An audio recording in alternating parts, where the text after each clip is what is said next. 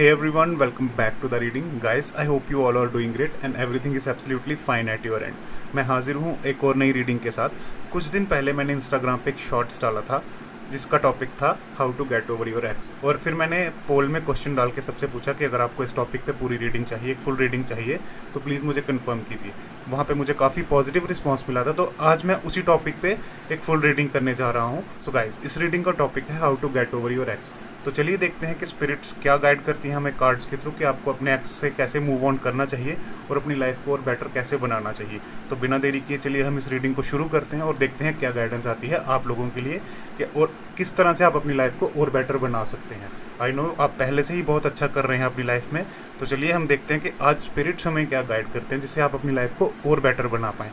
तो बिना देरी किए चलिए हम रीडिंग को शुरू करते हैं और देखते हैं क्या गाइडेंस आती है आप लोगों के लिए।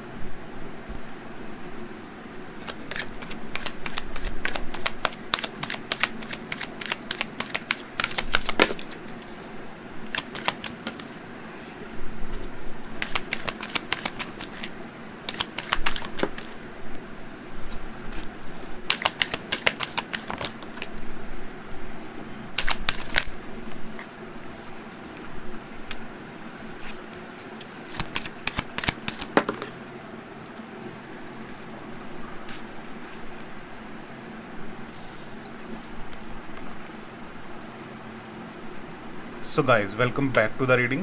कार्ड्स मैंने पुल कर लिए हैं। So how to get over your x.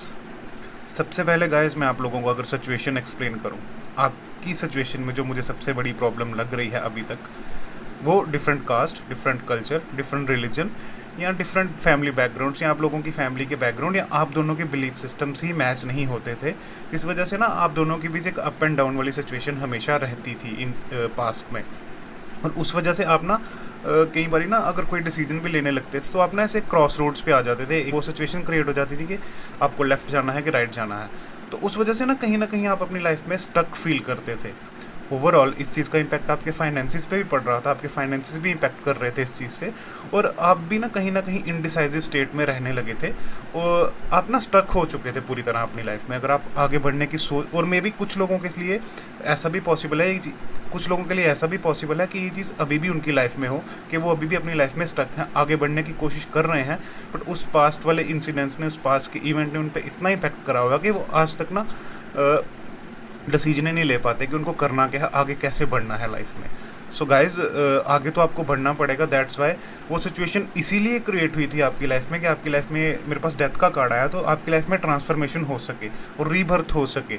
उस चीज़ को आपकी लाइफ में गॉड ने इसीलिए भेजा था कि आप वहाँ से लेसन सीखें, अपने आप को हील करें और वहाँ से आगे बढ़ें। गाइज, आपकी लाइफ में एक ट्रांसफॉर्मेशन नेचर ने ऑलरेडी लिख के भेजी हुई थी, तो वही वो पॉइंट था, एक ट्रिगर पॉइंट था आपकी लाइफ का, जहाँ से आपने अपनी लाइफ को चेंज करना शुरू करना था।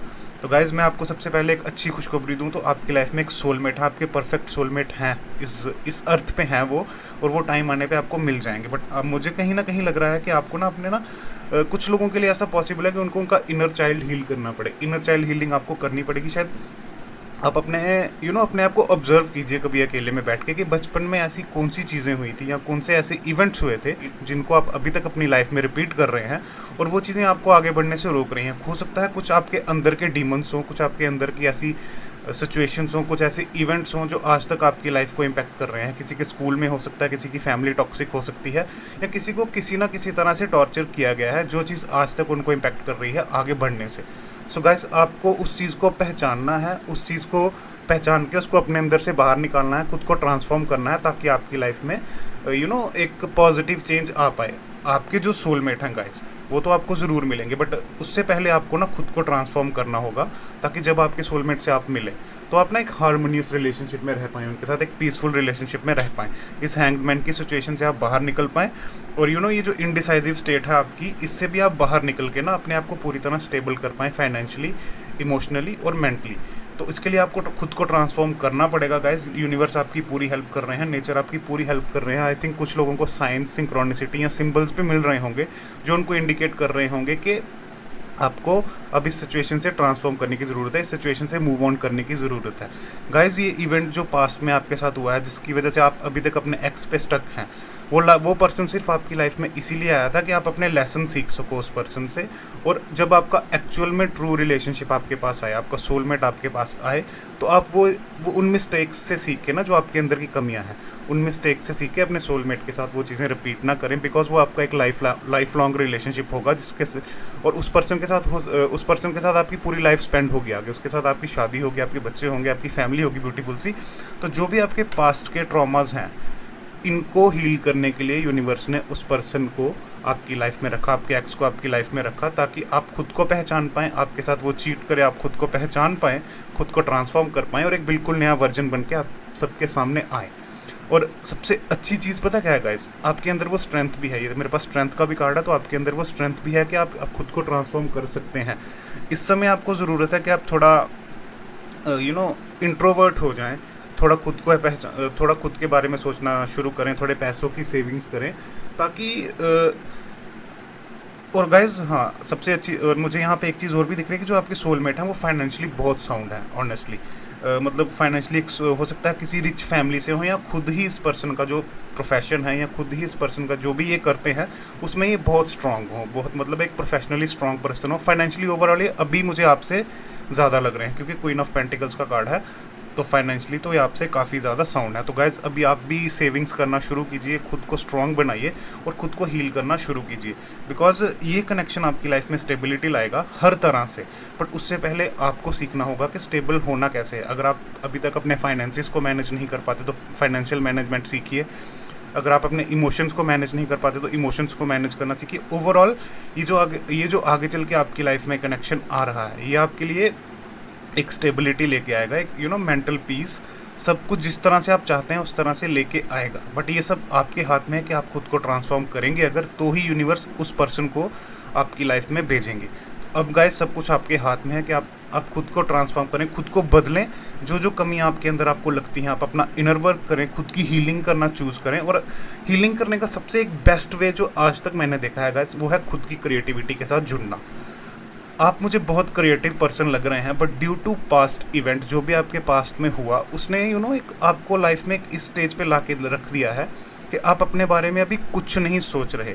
आपको हर समय एक ही चीज़ लगी रहती है कि मेरा रीयूनियन कैसे होगा, या मतलब मैं इस पर्सन से दूर कैसे हूँ, या ओवरऑल आप उस पर्सन के बारे में ही सोचते रहते हैं ऑल द टाइम। तो उस वजह से आपकी जो क्रिएटिव साइड है, जो यूनिवर्स ने आपको टैलेंट्स दे रखे हैं, गिफ्ट्स दे रखे हैं, वो आप उनको यूटिलाइज़ नहीं कर पा रहे, उनके साथ आप कनेक्ट ही नहीं हो पा रहे। मैं आपको राइट नाउ एडवाइस करूँगा कि आप कुछ नए स्किल्स ऐड कीजिए अपनी रूटीन में, कुछ नया सीखिए, देखिए मार्केट में क्या ट्रेंडिंग में चल रहा है, उसको सीखिए, अपने रूटीन में ऐड कीजिए, अपने प्रोफेशन में ऐड कीजिए। और अगर आपके पास कुछ स्किल्स हैं जो आप बचपन में करते थे, that might be painting, dancing, कुछ लोगों को ट्रैवलिंग करना पसंद है, कुछ लोगों को फोटोग्राफी करना पसंद है, कुछ भी टाइप का ऐसा स्किल जो आपको बचपन में बहुत पसंद था, जो आपकी डिवाइन नेचर थी एक्चुअल में, अब आप उस चीज़ को भूल चुके हैं। तो आपके लिए सबसे इंपॉर्टेंट गाइडेंस राइट नाउ यही है कि आप अपनी आर्टिस्टिक साइड के साथ दोबारा से जुड़िए और उसके साथ जुड़ के खुद को एनहांस कीजिए। हो सकता है कि आपकी वो स्किल, आपकी वो आर्ट आगे चल के आपको फेमस भी कर दे और आपके लिए एक बहुत स्टेबल सोर्स ऑफ इनकम बन जाए। तो गाइस उस चीज़ से मैं आपको दोबारा कहूँगा कि जो भी आप करते थे पास्ट में, उस चीज़ को दोबारा से रिवाइव कीजिए और कुछ ना नए उसमें अगर चाहे ना, आप उस चीज़ में और भी स्किल्स ऐड कर सकते हैं, ताकि आप अपनी उस आर्ट को और ज़्यादा इम्प्रूव कर पाएँ।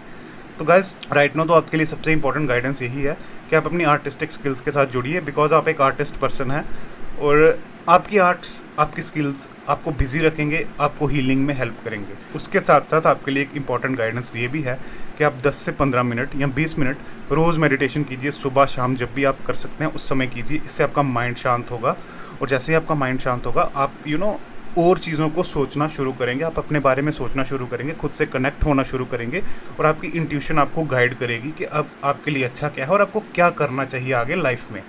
तो गाइज़ वो पर्सन जिसके बारे में आप सोच रहे हैं, जो आपके एक्स थे, अब आपका टाइम आ चुका है कि आप उस सिचुएशन से बाहर निकलें, वहाँ से मूव ऑन करें, खुद को ट्रांसफॉर्म करें और एक अलग वर्जन बन के, अपना वर्जन 2 बन के दुनिया के सामने आएँ।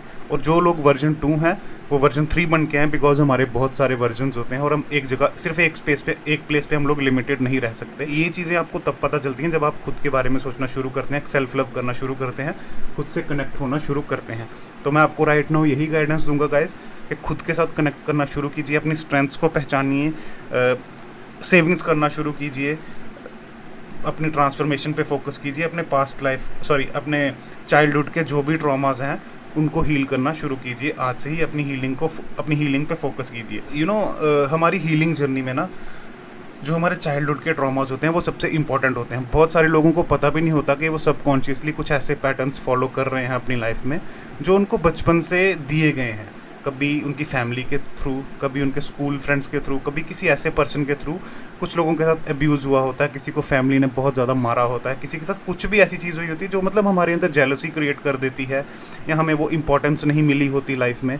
तो वो चीज़ ना जब हमारे माइंड में बचपन में बैठ जाती है तो फिर ना आगे चल के हम उसी चीज़ को रिपीट करते हैं कॉन्टीन्यूसली, और हमें पता भी नहीं चल रहा होता कि जब भी हमारे सामने कोई वैसी सिचुएशन क्रिएट होती है तो हम किसी पर्सन के साथ एक अलग वे में रिएक्ट करना शुरू कर देते हैं। एक्चुअल में वो चीज़ें हमारे अंदर होती हैं, वो हमारी इनर जेलसी होती है, हमारे अंदर की कुछ कमियां होती हैं जो हमें बचपन में एक्चुअल में जो हमारे बचपन के इवेंट से हमने डेवलप करी होती हैं अंदर। तो जब आप इस चीज़ को पहचान लेते हैं, तो अगर आपने इस चीज़ को पहचान लिया है कि आपके अंदर ये चीज़ें हैं, उनको एक्सेप्ट कर लिया है, तो गाइस 50% तो आपकी हीलिंग वहीं से होगी कि आपने एक्सेप्ट करना शुरू कर लिया। और जब आप कॉन्शियसली उस चीज़ को हील करना चूज़ कर लेते हैं तो गाइस मतलब विद इन 2-3 मंथ्स आप अपने अंदर एक पॉजिटिव ट्रांसफॉर्मेशन, एक बहुत गजब की ट्रांसफॉर्मेशन देखते हैं आप अपने अंदर, जो आपको ना एक अलग ही इंसान बना देती है। तो गाइस ये होता रहता है, रिलेशनशिप बनते हैं, ब्रेकअप्स होते हैं, हर इंसान हमारे लिए बेटर नहीं होता। हाँ, relationship there is a love, there is a care and there are so many habits, addictions, but कई बारी ना कोई इंसान हमारे लिए लाइफ लॉन्ग नहीं होता। जब रिलेशनशिप शुरू होता है तो सब कुछ बहुत बेटर होता है, बट एक्चुअल में पता तब चलता है कि जब रिलेशनशिप को निभाने की बारी है, जब सबके सामने एक्सेप्ट करने की बारी आए, तो तब पता चलता है कि whether this person is suppose to be with us for life, और ये मतलब बस इतनी ही देर के लिए था। तो जो भी हो, आप उसको यूनिवर्स का ग्रेटिट्यूड समझ के एक्सेप्ट कीजिए और उसको भुलाने की कोशिश कीजिए और अपनी लाइफ में आगे बढ़िए, बिकॉज आगे आपकी लाइफ में एक बहुत ब्यूटीफुल से सोलमेट हैं जो आपके हर स्टेप में आपकी हेल्प करेंगे और आपको आपकी लाइफ में ग्रो करने में भी हेल्प करेंगे। सो गाइज, आपके लिए सबसे इंपॉर्टेंट चीज़ राइट नाउ यही है कि अपनी ट्रांसफॉर्मेशन पे फोकस कीजिए और आपकी लाइफ आगे चल के बहुत पॉजिटिवली चेंज होने वाली है। सो गाइज, ये थी आज की रीडिंग, ये थी आज की गाइडेंस। आई होप आपको क्लैरिटी मिली होगी, आपको आपका आंसर मिला होगा और आपको पता चला होगा कि आपने आगे क्या करना है खुद को हील करने के लिए। तो अपनी हीलिंग को कंटिन्यू रखिए। मैं जल्दी ही मिलूंगा आपको एक और नई रीडिंग के साथ। तब तक के लिए good bye, take care and take care of your health. और हाँ गाइस, मेरे चैनल को ज़रूर सब्सक्राइब कीजिए और मुझे इंस्टाग्राम पे भी ज़रूर फॉलो कीजिए रेगुलर अपडेट्स के लिए। Thank you guys, see you soon.